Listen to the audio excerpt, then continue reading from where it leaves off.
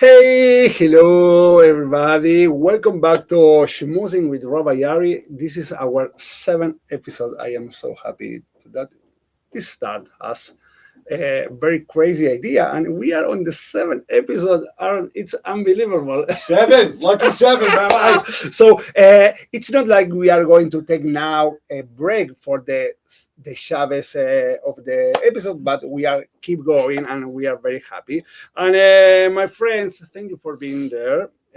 And let me tell you that today we are talking about something that sits at the heart of the Jewish life, the idea that a community doesn't just happen, it's built.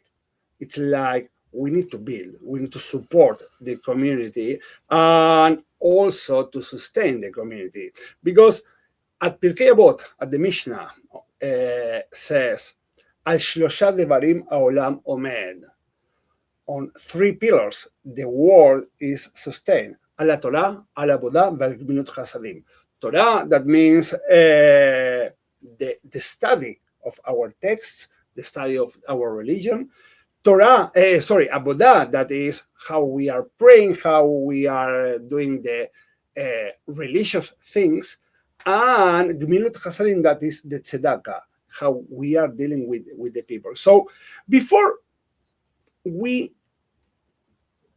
introduce, or before you will introduce yourself, because we have today guests that are amazing. I know each one of them, and I have a little story with each one, and that is very fun. Let me ask you, before you will introduce yourself, and I like to give you a challenge and to provoke you with a question that is not easy to answer. The question is, if tomorrow the Jewish community of Tidewater disappeared, Chas v'chalila, what would we lose first? Chan Chan. If think that something that it will be impossible, right? Because we are not going to let this happen. But imagine that something happens and the Jewish community disappears. What is the first thing that we are going to lose? Can I start? Do you mind? Yes. So, the first thing I think we would lose would be the fellowship that we all have together, because it doesn't seem that it matters who you are, where you come from, how long you've been in the community, whether you're affiliated or not. It's a welcoming Jewish community that really does allow us to rely on each other. Mm-hmm. And so I think we would lose not just the community, but the spirit of what we're doing to try to make the world a better place. And if the Jewish community in Tidewater disappeared and, God forbid, right? But let's just say everybody decided that they're moving somewhere else and taking everybody with them, nothing bad happens. Mm-hmm. There would be a loss in this community, because the Jewish community brings so much diversity in culture and not even religious speaking, but in culture and in the arts and in the food and in the fellowship and the friendships Mm-hmm. that we built in education. I think it would be a huge loss for the community myself. Great. Karin, what do you think? Yeah, along the same lines, the connection to each other also, and when new families move to the area, they have an immediate welcoming community connection that, would also be a huge loss. That's what I was going to say, relationships that we have with each other. Like, for example, Karen, I don't know her that well, but I know about her children and where they went to camp. And I think that one of the things about our communities that we're so tight-knit, and even out people that aren't Jewish say, I love your community. You all know each other. You're all, we all watch out for each other. I think that knowing, that, like I said with Karen, I know that I could call her if I needed something. And I think it's just that we all are family. And I think it's the relationships that we have are so important. Great. Thank you, Julie. And, this is, and let me remind you that this is the leitmotif of this podcast, to show how the community is and to show all the things that are very, very inclusive for our community and for the people who are coming from other cities or countries. I can talk about that a lot. So, okay. So don't worry, the questions are not going to be like this. But first of all, very welcome. Very welcome. It's a pleasure to have you here. And before we jump into the big ideas, tell me a little bit about you. Who are you? What are you doing? And describe yourself. Okay. Well, first of all, thank you so much for having me, Rabbi Ari. My name is Karen Simon. I am the Director of Advancement at the Stralis International Academy. For the most part, that is, raising funds for our school, developing relationships, the connection, the community, all of that. And lucky enough to have grown up in the community, have kids in the community. My family lives in the community. So thank you. Great. Kelly? Well, thank you for allowing us to come schmooze with you. It's very nice. It's amazing. So I'm Kelly Burrows. I'm the CEO for Jewish Family Service of Tidewater. And before I moved to Tidewater, I lived in Tucson, Arizona, and I was the Vice President of Clinical Services for Jewish Family and Children's Services. And so, moving here was a huge step, right, for me and my family. And the community has been so welcoming, and I feel like I found a new home here in Virginia Beach. That's me. I'm Julie Keevitt, and I am the Jewish Community Relations Manager for Jewish Family Service. I'm from New York, so the community welcomed me in 2020, and my family and I, we feel like this community is home, and we love being here. And through Jewish Family Service, I built a bridge and engagement with the Jewish community, and it's just been a great welcoming experience, and we love it here. And I love being able to offer volunteerism and engagement through Jewish Family Service. It's just a great organization, a great community. Great. Thank you. And if you need to, let's say, start now from Julie. If you need to describe your job, your role at the community in 2 words. I think engagement and volunteerism, but I don't think that really describes my whole job because it's only 2 words. Okay. Yeah. I guess mine would be leadership and humanity. Okay. Connection and education. Great. So Andrea Rosenthal is online. So hey, hello, Andrea. Thank you for watching. Thank you for being with us. So let me return with this idea. Okay, you describe your job, your task, but what originally inspired you to dedicate yourself to this work, Kelly? That's a very long story that goes a long way back. We have time. So, I just grew up where knowing that helping other people was what you're supposed to do. And that was just a value my mother really taught me a lot. And as Julie and I were talking on the way over here, just kind of about our families and things, it really, I'm lucky enough to have a twin sister, and we're identical twins. So our whole lives were together. Every single thing was together, and it helped us, right, get through so much. And it really teaches me continually today, even today, as a kid, always having somebody, and then as an adult, you grow up, you get married, you have things that happen, and the value of that connection has always been important to me. And so I went to school to be a therapist, thinking that that's what I wanted to do, to help people. And that's part of just like who I am now. And so I can't separate that sometimes when I'm talking to people and just wonder a little bit. But the truth is, I feel that I can make a bigger impact in an administrative role. And so that's why I kind of changed directions and started going more towards a leadership role, because I really feel like a Jewish family service organization, especially, because like I said, I'm here, I was in Tucson, And it really is an agency that lives its values. They're not just words on the wall and what our mission statement is. We live it every single day. And to be able to work in a place that aligns so much with my own sense of who I am and who I want to be, not just like every day, but who do I want to be next year? Who do I want to be in 10 years? What do I want to be remembered for? And what's the legacy I'm leaving? That's the important thing for me.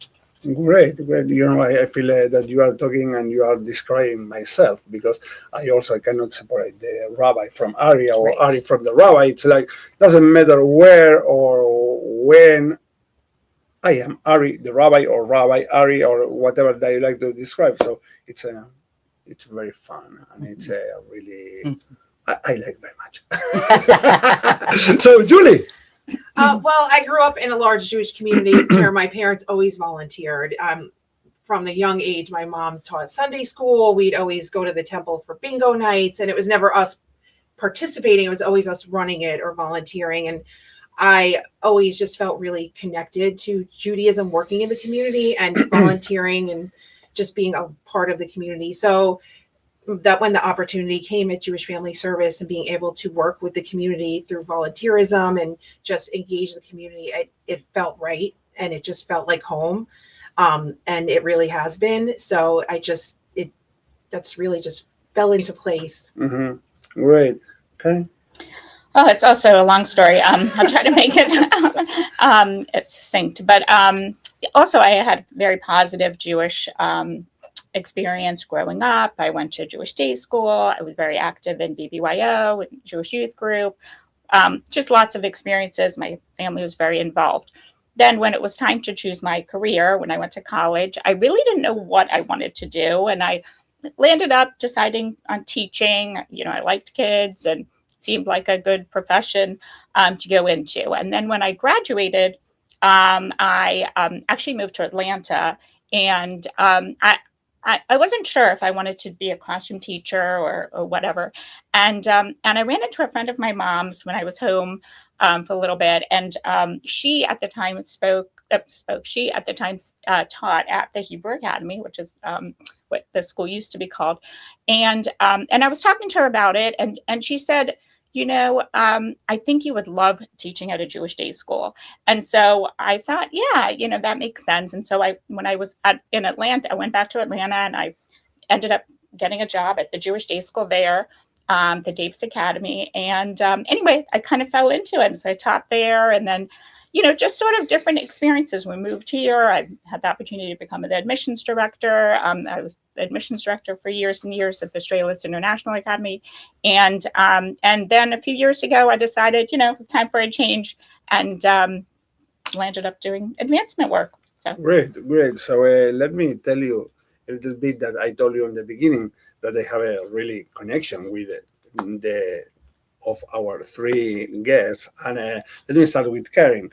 Karen was the first person that I met after my president at the time, that was Jason Lovitz, that he also came here for a podcast. I think it was for the second podcast. Karen, I asked to Karen at this moment, hey, I have two kids. And also I introduced them, the Beauty and the Beast. Do you remember that? COVID, do you remember? Yes. Yeah. So, and I asked her, hey, we are really very scared because our kids, they don't speak English. So do you recommend that they need to go to some English class? And Karen told me, why you are going to spend your money in something that is not going to help? I say, hey, no, but they need to be prepared. Don't worry. They are going to speak English better than you.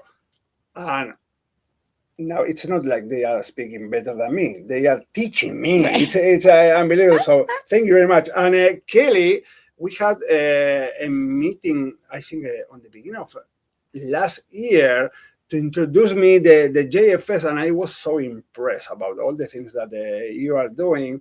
And what really made me feel so proud of this community and what are you doing, and also I am trying to help a little bit as I can, was on Thanksgiving, to giving to the people tons of turkeys and all the people coming to the JCC and there to was amazing. So thank you very much. And Julie, she was my connection with the Sunday school at Temple Emmanuel because she was a teacher there at this moment, and we tried to fly with our ideas and to create really a mess. And also, of course, we had a very we had many opportunities to have fun. Also with the family, the girls, Kenny. So thank you very much to all of you. Can I interrupt and tell a story real quick Yes. about you?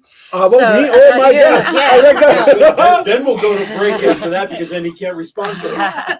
Well, anyway, it's actually a good story. So, the work we do at Jewish Family Service, it really is just so important.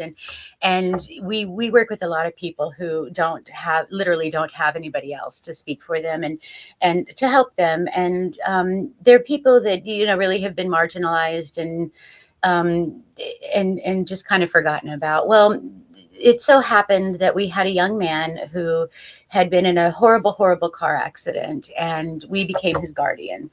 And this young man, it was mid-20s, I think he was 23, 24, horrible accident. He couldn't speak, he couldn't move, he could blink his eyes, and that was about all. And the doctors weren't sure whether or not he was even able to understand when people were communicating to him and telling him what was happening to him, because he was from Brazil and he was here working in a construction job and had a horrible accident.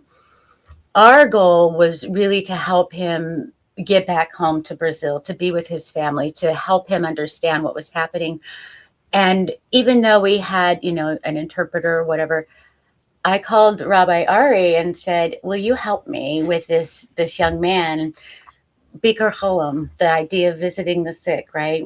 Rabbi Ari went to this young man's hospital bed, unsure whether or not he could even hear him or know him, like what he was saying. But we said, we need somebody who can speak Portuguese. Go and tell this young man what's going on. You're going home. I am so proud to say that within a month, that young man went home. We saw the video of him arriving back in Brazil with his mom, his brother, his sisters, all surrounding him. And now he can eat food. He can sit up. He's working on speaking again. But that story of really, visiting the sick, Bikur Cholam, really doing what we're told is our values, you helped us to live that value by going out and speaking to him. And mind you, this was during Rosh Hashanah. It was a very busy time for you, and you did that for us. And so I want to thank you before you go to commercial break. I wanted to leave it on that. Oh, wow. Well, are the things that we are doing the thing. We are, when we are here in this world, we came for one objective. And I think it's if we are not helping the others, Right. who is going to do? It's That's like right. that. So if we can contribute to make this world a little bit better, why we are not going to do? So thank you for the opportunity. So before the commercials, I have to. I know that you like the commercials very much. Well, they do So- pay the bills, Rob. Yeah, yes, I know. Sponsors, I want to hear their message. Yes. So let me end with this section again with the idea of Pirkei Avot, Avodah, Torah, and Gemilut Hasadim. That means we need to pray, of course, because it's the way that we are connecting with God. But if we only pray and we are not studying how we are going to sustain our work to God or for God, I don't like to say to God, because I am not praying because God is expecting that I will pray. I am praying because I feel comfortable. But if we are not studying, we need to study also, not only because we like to be I don't know, a doctor, a lawyer, or the field. No. It's because you need to feel comfortable with what you are studying and to improve yourself. And also, if we are not doing Gemilut Chasadim Tzedakah, hello, for what we are here. And it's very, very nice, this Mishnah at Pirkei Avot, because it's talking about 3 pillars, not 4, not 2. Why 3 and not 2? Because when you put like in a triangle something on these 3 pillars, this is going to stay stable. Of course, if you put another 4, okay, it's still stable, but you don't need this 4. But the 3 ones are very, very important. So Torah, Avodah, and Gemilut Chasadim. Let's go to the commercials, and let's return in 2 minutes.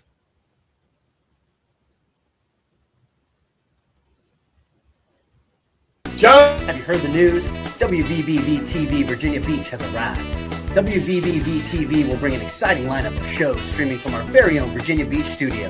Since we're an affiliate of WWDB TV Las Vegas, our show lineup will also be available on all of the WWDB TV social media channels. We're looking for new and current show hosts, content creators, and our advertisers who would like to take advantage of our vast audience. Las Vegas Entertainer Hall of Fame member Aaron "The Voice" Phillips is building this brand of marketing and promotional platform right here in Hampton Roads. For more information, email wvbtvinfo@gmail.com or call 702-286-0063. Think outside the box and let your voice be heard. It's not just you're here for 2 years and you're gone. It's you have a community, you have a network. It doesn't matter where you came from or what you've done in the past. Everybody has the same opportunity here. The financial resources, the community aspect of it, really important for your first 2 years of college. And you get that at TCC. You know, we take family real serious here at TCC. We're a community, hence Topwater Community College. Peace, Love, and Little Donuts originated in Pittsburgh 15 years ago. Now you can enjoy these little cake donuts right here in Virginia Beach, located at 2105 Princess Anne Road. We have over 60 different toppings to choose from in quantities of 2, 6, 12, and 36. We can take care of any catering needs, such as weddings, business meetings, or Super Bowl party. Call us at 757-301-3564 and let us know what donuts will make your event even groovier. All right, you're back. Hello, we are back. So let's start now with some interesting questions, and let's enter on the. Let's put the focus on these 2 topics that are the education and how we are helping the others. Perrin, why is Jewish education so important to the community? Why is it so important? Jewish education for our community and any Jewish community is very important because it creates connection, like we talked about, to each other. It also helps, for all of us, it's not just for kids, right? Jewish education should be lifelong. It helps us understand, why we are doing what we're doing, different parts of the culture, history. It's very important. There's so many components of education. So just promotes the future, connection, and... this is the same if I decide to go to a public school or to a Strelitz Academy. It's the same to go. No, no. Obviously, no. Right. Of course not. Yes, of course. Even I am very happy that we are living in a place where the education is really have a really high level. But what makes the Strelitz International Academy special? So many things. Strelitz is a very special place. Of course, the community, that's something that parents say families say over and over, the community that they feel, when they are at the school, when their kids go to the school. One of the things that Strelitz does so well is we really, when kids come to us, kids are pushed to reach their potential, and of course the Jewish education is very, very special part, of the school, but it's the values, the values the cultural celebrations, learning Hebrew, the connection to, learning history, learning about the Torah, all of that makes it very, very Great. special. And how do we teach Jewish values on the world that we are living? Because we are having too many changes. Now with the AI, for example, everything is on your hands. So how straight is living with these changes, with Judaism, new values, the modernity, and the past, that you need to mix everything together? Well, I mean, so Jewish values, the first question, teaching Jewish values, it's throughout the school. They learn it through what they're learning in the classroom, whether it's the novel studies or the Torah portion. And then, of course, what they're expected to do during the day, and the connection that the kids feel, they're practicing values all the time. If a child's out sick, they'll call the child or, make a card. Welcoming guests, when guests come through our school, the kids will, greet them, say hello. We have our students helping the younger kids, our safety patrols, at drop off. So those are all the Jewish values. It's amazing. I like it very much. Really, really, really, really. And what is something that I am not going to answer this question. You need to answer. What is something that the children teach to adults? Teach to other, Yes. to each other, or to the adults, to the parents, to the family? Do you think that they are taking some learnings from experience that they are taking to their homes? Of course. No, not for the continuity of the studies, like, to the family. They are introducing those things at their house. 100%. Yeah. A lot of families, they love this. They'll come to the school, they'll enroll their child, so whether it's for infant or preschool, and thinking, okay, I need childcare at school, camp or worked out at the facility, and they fall in love with the school. They just love, how much they are learning, and then they become part of the culture, and I remember so many times when I've done tours, the kids learn Hebrew, so the parents will say, well, we don't know any Hebrew, are we going to be able to help them, with their homework? And I say, no, most of the parents, tell you a secret, most of the parents don't know any Hebrew, and so they don't need to, I tell the parents they don't need to help, with homework, because the kids are learning. They're like little sponges, and they're learning all of this information. And the parents are just so excited. They don't even realize that it's something that they've been wanting, until they experience that connection, that they at Shabbat, the family Shabbat we have, regularly, or, different, Jewish holiday celebrations, the parents just love it. Mhm. So yes, they're learning a lot. It's very fun because I am 49 years old, and I started to study in a Hebrew school when I was 2 years old, and I am still studying, right? And I can say that my Hebrew level is high, but as an Argentinian, we are not making difference between the B and the V, also the bet and the bet, or the pub. And it was so fun because one day Ben came to me and said, Daddy, it's not Shabbat, it's with Dagesh. It's like, it's Shabbat. He said, hey, come on, you're not going to correct my Hebrew, right? Okay, maybe the English. No, but it's Shabbat. And I need to say, you are right. So it was very, very fun. So last question for you for this section, a fun question. If you could design the perfect Jewish school, what would it include? The perfect Jewish school? Yes.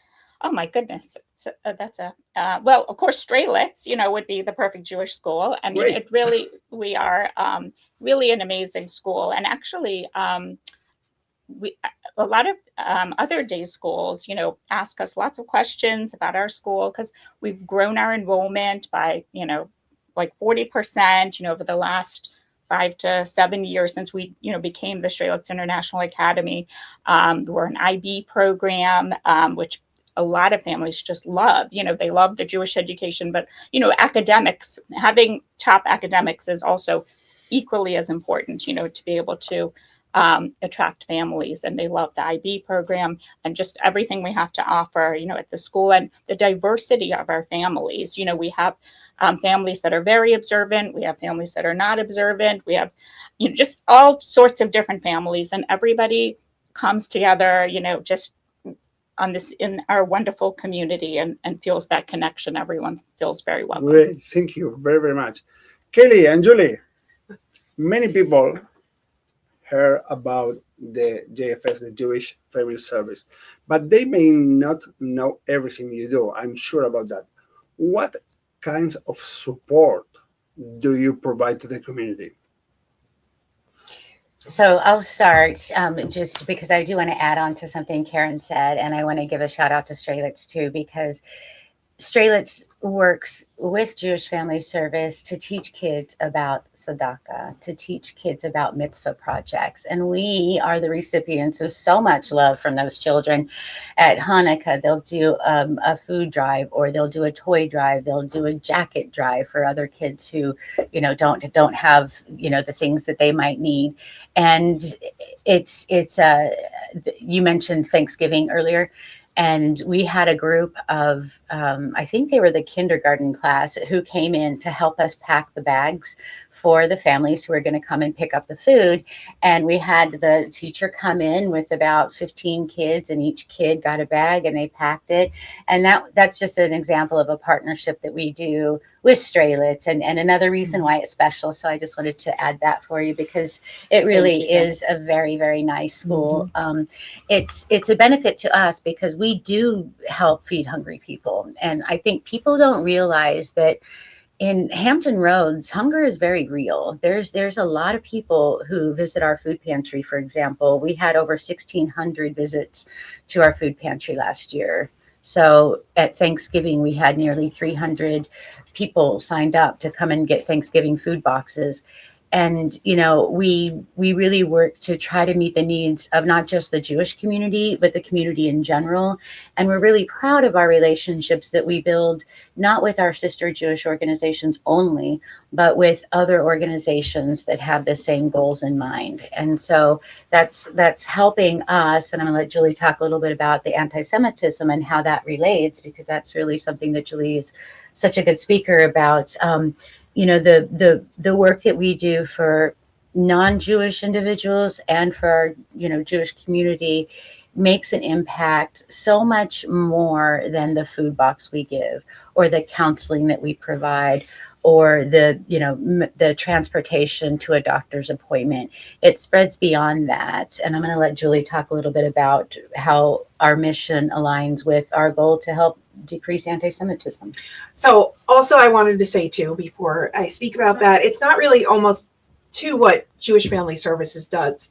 Our organization, I really feel like, is the kind of the way that the Jewish community can volunteer. We are the Jewish community's organization to do tzedakah and to heal the world. So many of the outreach that we do for the community, it's not us doing it, it's the community members doing it, and we just provide that way to do it. For example, we for most holidays, including Passover, which is coming up, we go to assisted living. So you know that on April 2nd, 6 p.m., we'll have the second Seder at Temple Emmanuel. That is going to be amazing. You are very welcome to come. And also, for you that you are looking to us, this is the part of the commercial of Temple Emmanuel. Yeah. But this is really, really, really interesting to say that, okay, we are offering the second Seder for the people.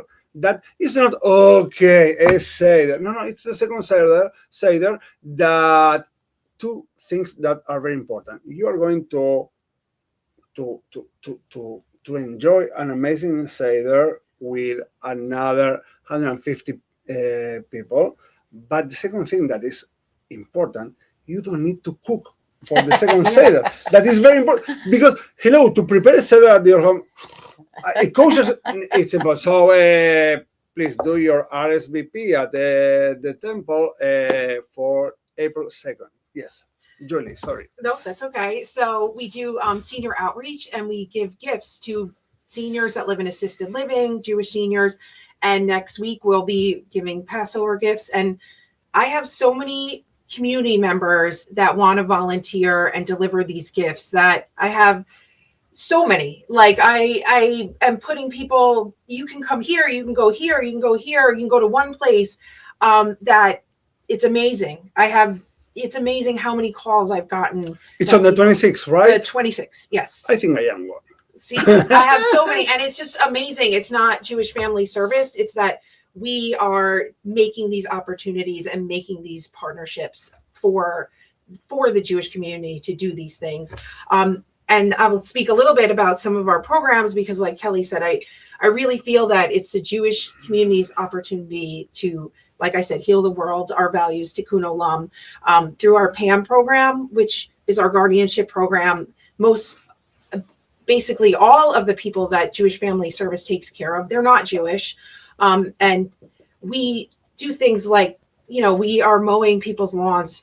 That's helping Virginia Beach cities. We are making sure that these people are fed, that they have the right, health care. We are taking care of these people. And I think a lot of people don't know. We went to city council to speak about our PAM program. And many of the city council members did not know that it's the Jewish people taking care of these people. And we do it not because these people are Jewish. We do it because we are Jewish and these are our values. And I say to a lot of people, maybe, in Norfolk, we have people protesting, against things.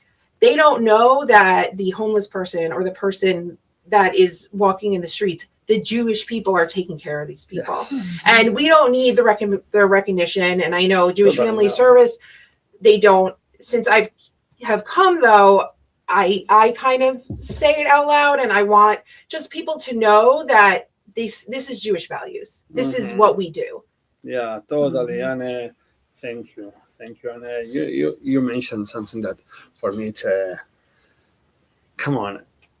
I am not understanding the war as many people, and maybe I am getting older because I am remembering what my grandma used to say, Zechrona Livracha, in which war my grandchildren are going to live. Now I am saying in which war my kids are going to live, because with this kind of values, okay, we are not doing anything wrong to help the others, but the people who like to make some aggression or to destroy the Jewish people, it's come on, they are not knowing that. So yeah, it's sad, but I think if there is a quote that I learned since I arrived here, and it's one of my favorite phrases, is never give up. That this is very, very, very important, and this is a very, very interesting. So tell me, what do you think that is the greatest need you are seeing today? What is what the people need? I think there's a lot of needs. I think that our senior community are, they're feeling alone, and I think that they need engagement. I think they need housing. I think they need food.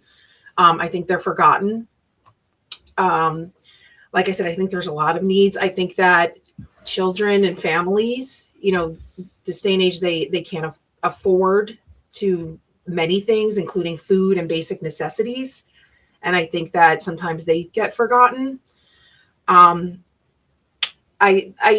think that we are forgetting people, I guess what Kelly says, indigent people, and I think it's important that we all remember these people and remember that, like I said, seniors, we remember on the holidays when we are with their families, that a lot of people don't have families, A couple weeks ago, we were at an outreach program around Purim, and we were, making cards with children. And we said, these cards are going to be for people that don't have anybody to celebrate Purim with. And the children said, who doesn't have anybody to celebrate Purim with? And I think it's really important that we teach our children that, not everybody has what we have. And the social isolation, there's concrete things like housing and food and medicine and access to services and things. But I think then, this goes back to can't separate out the counselor from yourself. The social isolation that people have in not just the world, but we can drill it down to our own community, our own hometown here, where people are, feeling forgotten, feeling left out, feeling alone. And I think that's really where some of these Jewish organizations come into play. Some of the gatherings that we have, you're inviting people to the second night for Seder dinner, those types of things to really help people feel connected and not to feel so isolated, and really to make them know that they still matter. Great. So let's go to a little break for commercials, and we will continue with two very fun questions for you. Peace, love, and little donuts originated in Pittsburgh 15 years ago. Now you can enjoy these little cake donuts right here in Virginia Beach, located at 2105 Princess Anne Road. We have over 60 different toppings to choose from in quantities of 2, 6, 12, and 36. We can take care of any catering needs, such as weddings, business meetings, or Super Bowl party.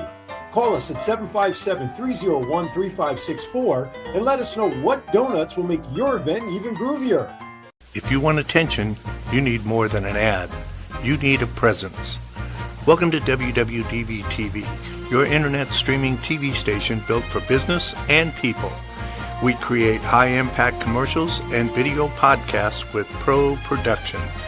Then we help distribute your show where audiences already watch and listen. Your brand, your story. Broadcast ready. On streaming, on social, and beyond. Ready to be seen? Visit www.dbtv.com and book your production today.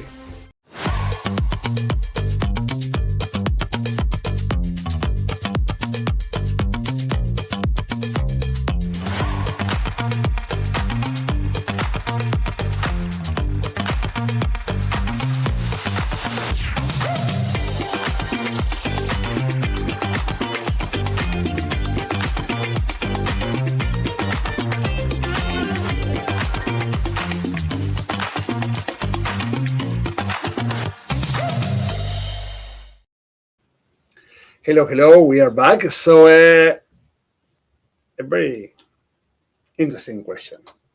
Do you remember some story that really you feel proud of this story, or that mark yourself, or like was fun about what are you doing?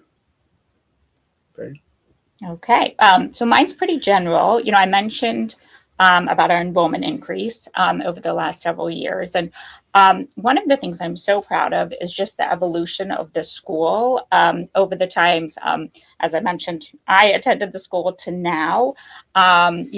We really are able to connect with the modern families today.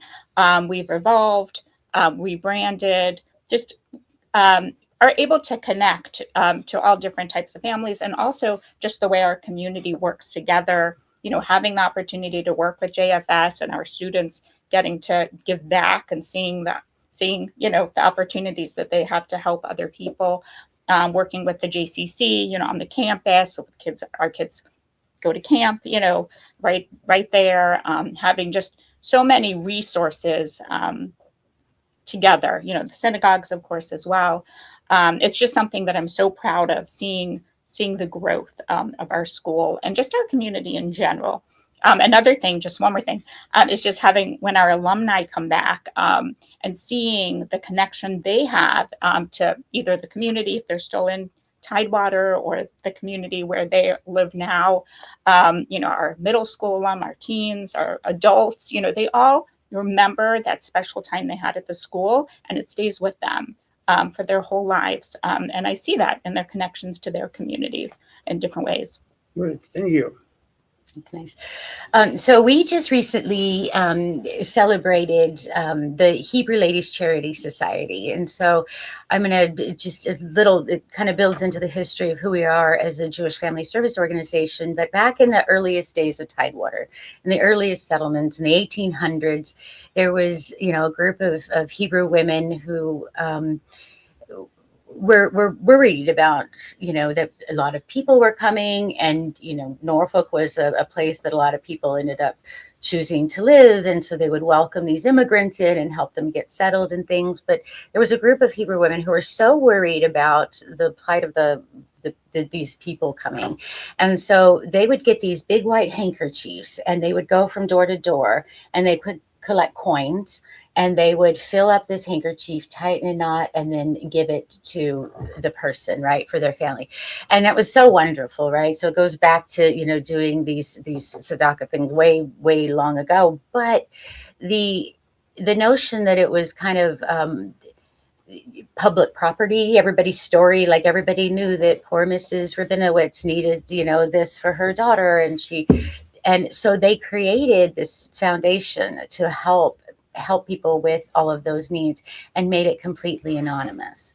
And so from the Hebrew ladies formed back in 1946, I think, or 1948, the Jewish Family Welfare Bureau, and then it became the Jewish Family Service Organization that we are today. So it was so neat to go back, because we have pictures of some of these women, the matriarchs of this Tidewater Jewish community, who were helping to roll bandages to send over in World War II, who gathered together money to buy an ambulance to send over to the war to help the soldiers. I mean, it was just so amazing that right here in our community was a strong foundation that continues today. And I love that so much, that's the history of the beginnings of Jewish Family Service, because it really does speak to, we're still keeping confidentiality. If people need to come to us and they need help with counseling services, they can come. If they can't afford to pay for it, we'll figure it out. Don't worry, but still come. Because if you need the help, we're here to help you. And don't worry, we're not telling anybody that you choose, you can. But it makes me really proud to know that we're carrying on traditions that have just been built generation after generation after generation. Great, thank you. So Julie, do you like to say? Sure, yeah. So Jewish Family Service, we have a food pantry on the campus of the JCC. It's open to anybody. It's open Tuesdays and Thursdays from 10 to 11.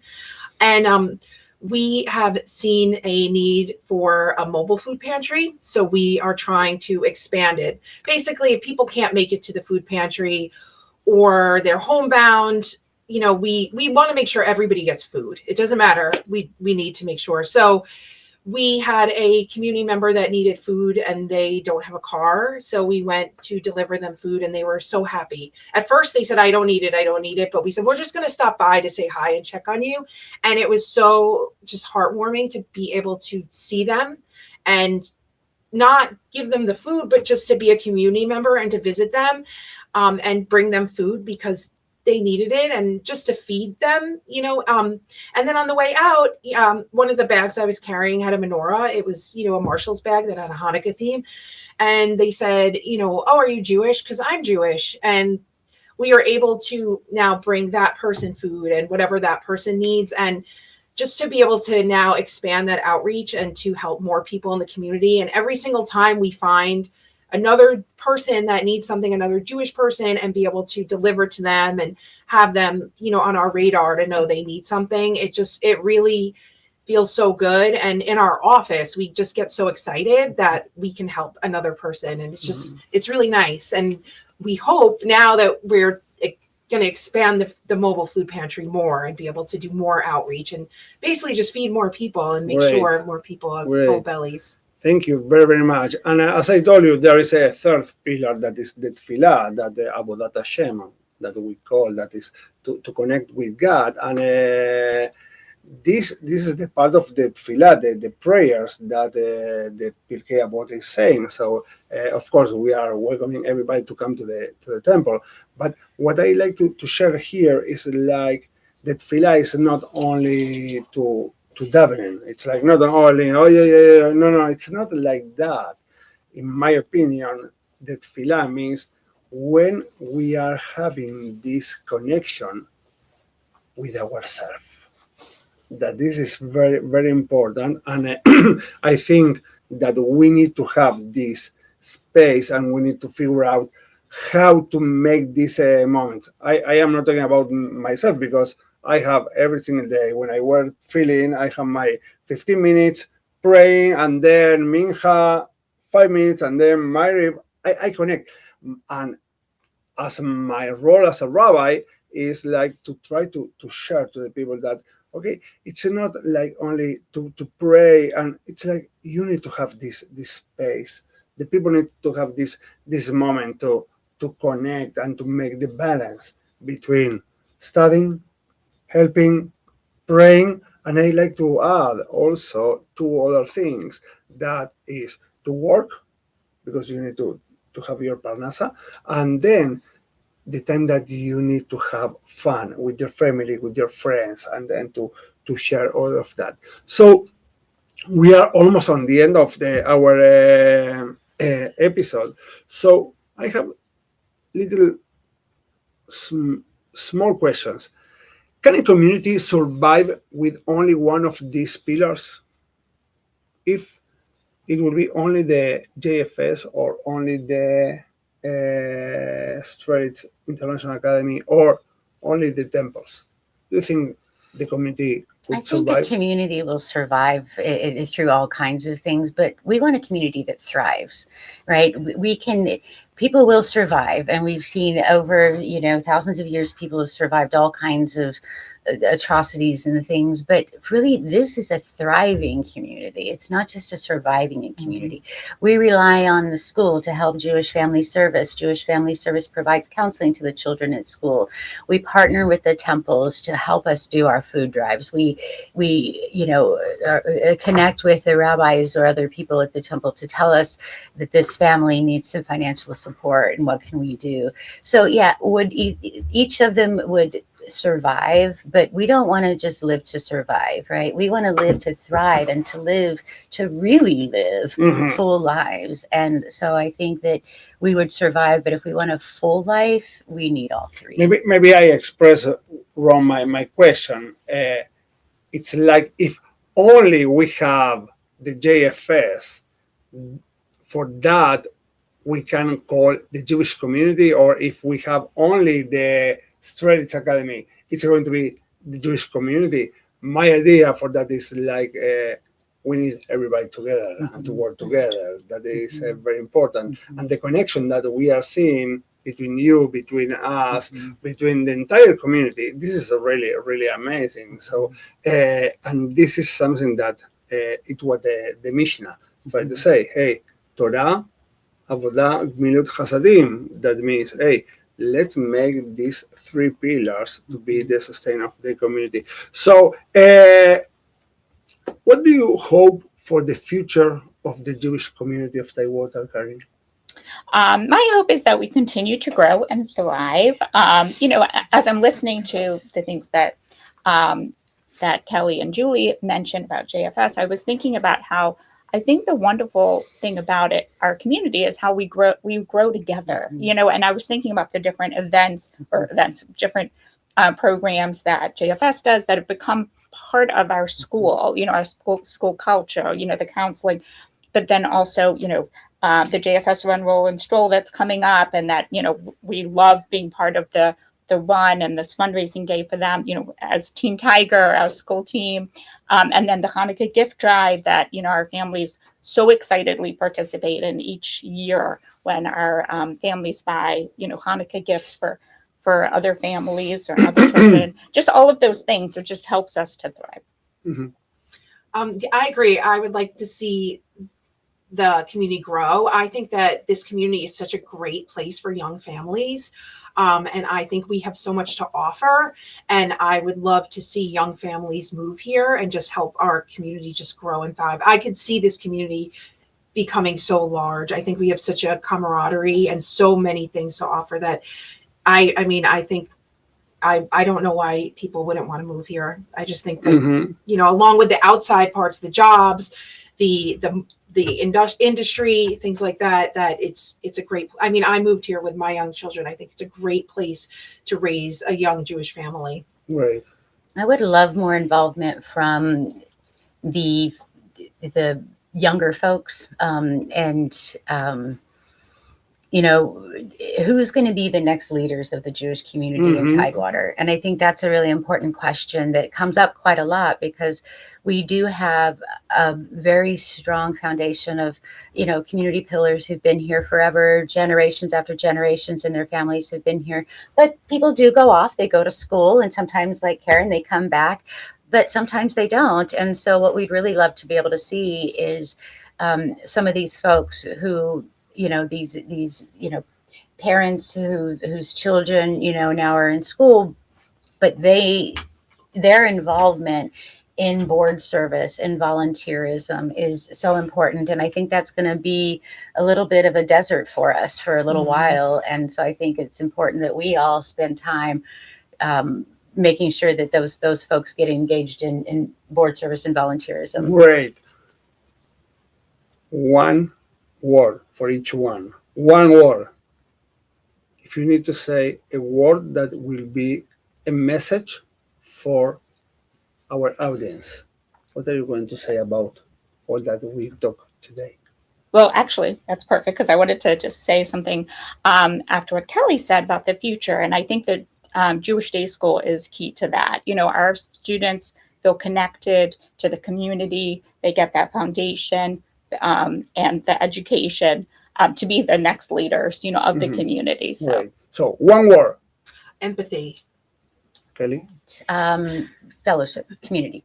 Karen? connection. Great. So, my friends, in Judaism, we teach that the world stands on three things: Torah, Tefillah, and Milot Chasadim. Today, we saw that these pillars are not abstract ideas. They live in our schools, in our institutions, and in our communities. In Pirkei Avot that we read today, we learned that the world stands on the three things: Torah, Tefillah, and Milot Chasadim. But today, we discover something even deeper, that these pillars are not just ideas. They are people, they are schools, acts of kindness, and moments of connection. And when all three are alive, we don't just sustain a community, we are building a future. Thank you very, very, very much for sustain and to helping to sustain this amazing work and this community. Let me end with a story that I like this story very much. At the Talmud says, and our rabbis are teaching, Kol Israel Arevim ze b'ze. All of Israel are responsible for one another. This idea reflects something deeper about the giving of the Torah, that it wasn't just accepted as individuals, but as a people bound together in mutual responsibility. Maybe that's what truly sustains a community, not just institutions, buildings, or programs, but the idea that we are responsible for one another. And when we live with Torah, with Tefillah, and with acts of kindness, the responsibility becomes something real, and it becomes a community. So, my friends, thank you very, very much for all the things that you are doing. Thank you very much for this episode. Aaron, thank you very, very much. John, thank you very much in Vegas. And we will meet in 1 month after Passover. And remember, Passover second Seder at Temple Emmanuel will be April 2nd, 6 p.m. Please do your RSVP at the site of the synagogue, tvb.org, or you can go to the synagogue and to do your RSVP. I hope to see you soon at the temple, also on our Shmozzin with Rabbi Ari. Thank you very much for being with us. And thank you again. Thank you. And in advance, Chag Pesach Kasher V'Sameach to everybody. Bye. See you next month.